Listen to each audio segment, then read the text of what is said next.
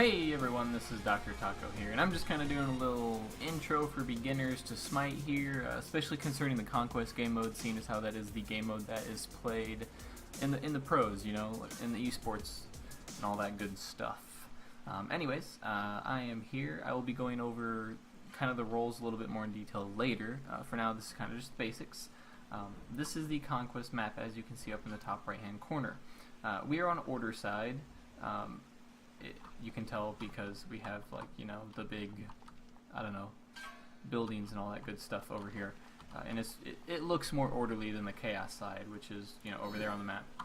Anyways, short lane. These towers are closer together than those towers.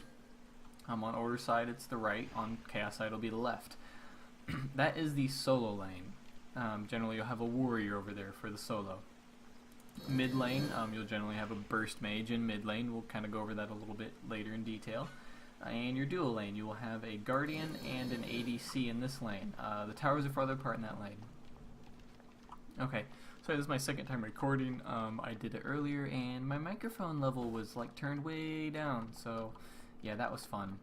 Okay, anyways, typical start. Obviously we're running late because I was explaining stuff. Typical start, since I'm playing ADC, I'll start ADC style.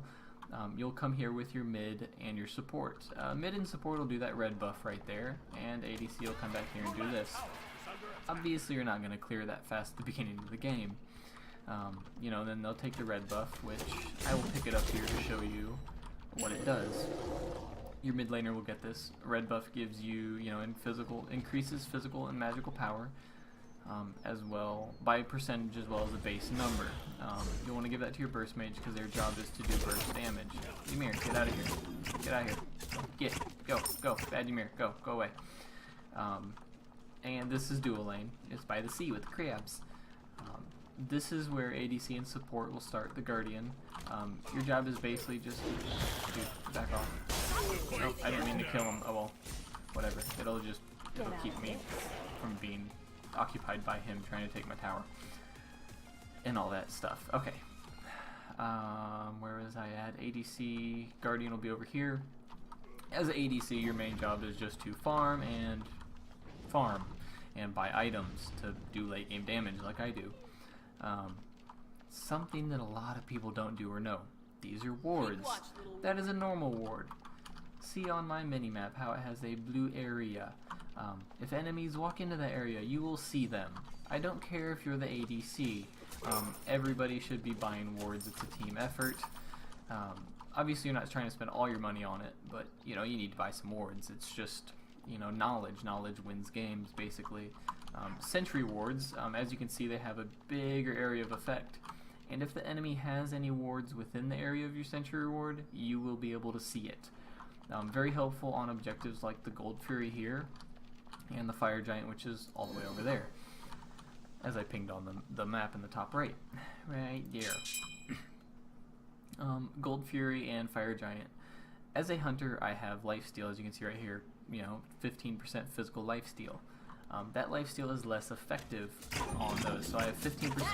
Well, it really should never die that fast. Because its health scales with time, and I started with full items, you know, level 20, so the scaling's really off. So, yeah, let's kill these guys real quick. Okay, I don't have red buff, so we can go grab blue buff so you can see what that is. Just running through the jungle.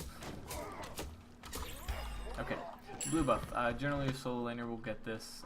For more in-depth Conquest stuff, it'll have to be something later on. This is sort of just, you know, the intro.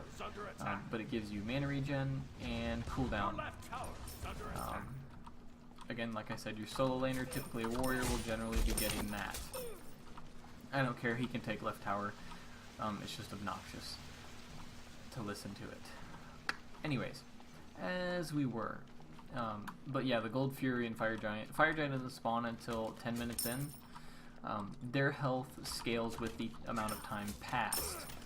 So obviously this early on full build, which doesn't happen in a normal game, killing that is not any sort of difficult. We're just going to push this tower down. Towers do not respawn. Once you take the tower, that tower is yours. You have taken it. It gives global gold to your entire team, and experience. I don't know if it gives experience throughout the entire thing or just for those who took it. But the objective of the game is to push these towers down, take the phoenixes, there are 3 phoenixes here, and then kill the titan. The phoenixes do not, they do respawn. They will respawn with 50% of the health that they had previously. Okay, you're gonna kill me, aren't you? Okay, I'm gonna die. I thought I could take it before I died. Oh well, no big deal. Okay. As I said, I'm not, a good player by any means. I'm just a player. As you can see, that Phoenix is regenerating health slowly. That will happen if there aren't any enemies in its range. It will regenerate slowly. And man, this is like the longest respawn timer ever. So we'll just kind of wrap this up real quick. The objective is to push all these towers, kill all these phoenixes, and kill their titan, which is right there. Like I said earlier, when you kill a phoenix, it will respawn with 50% of the health it had previously, so when you kill a phoenix, it's going to be easier to kill the next time around. And real quick, we will go over, kind of which gods play what role just as a basic starting point. I know there's a lot of information here at the start, and hopefully it digests well. If I did not present it very well, please let me know so I can fix that. I'm just going to kill him real quick to end this because I feel bad for dying to the Phoenix. So I'm going to kill him again. Bad Ymir. Bad. There's a good Tusky. He's a good Tusky. Okay. Anyways, we are going to go and look at the different gods, who plays what role as a general outline. I'm going to include a link in the description to Incon's tier list. He's a pro player, so it's a very solid tier list to follow. It goes by ranks and all that. Tells you who plays what they're good at and why they're good at it. It is a lengthy video. It's about an hour long, so please bear with that. If you just want to skip to the end of the video and see who places where, that's fine. I will be explaining kind of, the general outline for who plays what role in Conquest. And I'm also going to be including a link to Smite Junkies, where a lot of the pro players will post their own builds for, specific gods and specific. I said specific too many times. Anyways, let's move on to all the playable characters. Okay. Here we are back in Smite at the main, the main home UI, whatever, the Gods tab up here. Obviously I'm on PC, it's going to be different if you are on Xbox or PS4, as that just came out as well. So I'm not sure how you're going to find it on there, but it's there somewhere. And at least on PC here you can filter mastered, not mastered, purchasable. Don't worry about those at the moment. We're going to go by the classes, which are, Assassin, Guardian, Warrior, Mage, and Hunter. Your Assassins generally are going to be your junglers in Conquest. The jungle's role is kind of, they go through the jungle and take those, the buff camps, they help with those small XP camps that are marked with the little white symbol on there. They'll be taking those. They farm through the jungle and kind of rotate lane to lane, help people out, try and get kills, that sort of thing. Again, more in depth later on that. These will generally be your junglers. The assassin class will be your junglers. The warrior class, generally speaking, is going to be the solo lane. They're a good mix of tanky and damage, so that's where they will be played. And here you have your guardians. They will be typically in the support role. They offer good tankiness, especially combined with items, and good forms of CC, crowd control, to peel enemies, initiate fights, that sort of thing. Their general role is to just help the team as a whole. And they'll be with the ADC in the duo lane, the long lane. Your mages here, they will be in the mid lane. They do lots of damage very quickly. That's kind of what burst mage means. They burst people down quickly.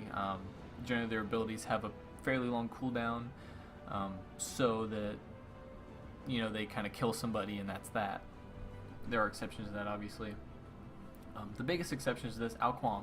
He is going to be in the jungle. He's a melee mage. The rest of them, ranged.